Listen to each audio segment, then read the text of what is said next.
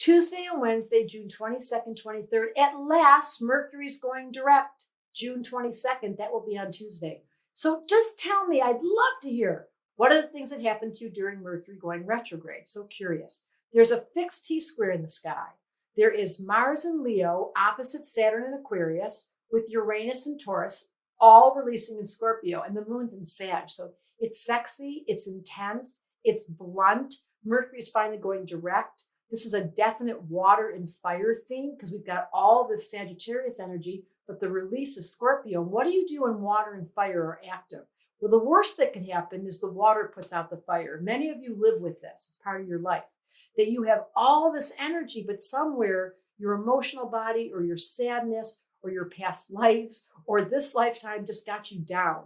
So you lose the moon and Sag. You should wake up Tuesday and Wednesday feeling cheap when there's this much energy and fire in the sky. But if the water puts out the fire, then you have to go figure out what you left behind. And I have this course called Tell Me a Story. You just go to tmas.co, tellmeastory.co. We have a landing page because if you don't feel the moon in Sag, if you're not feeling Mars in Leo right now, there's not a wonderful fire energy running in your life in the middle of the summer, something's fishy.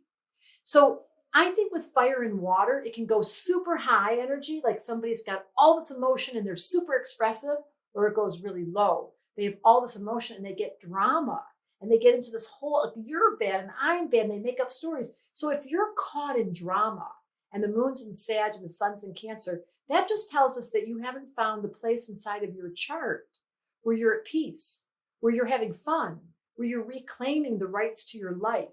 And part of what I do in my life's work as an astrologer, and Tell Me a Story is my best doorway, is to give you back the part of you that you left behind who was once wanting to be alive and kicking. All these videos that you watch, they're all my way of inspiring. The moon in Sag in me wants to say, get up, change your life, you can do it. And that's what Tell Me a Story is. And we have this new course called Continual Stars that many of you are watching, where I'm teaching people how to use astrology in really simple ways to get yourself back to the fun factor. The moon's in Sag. If you're not having fun on Tuesday and Wednesday, if you've lost your juju, if the summer feels miserable, if you're wondering why the Cancer energy is getting you so emotional and that water fire is off balance, it's your job to find the driver's seat and reclaim consciously through astrology, what's your nature? How can you be yourself?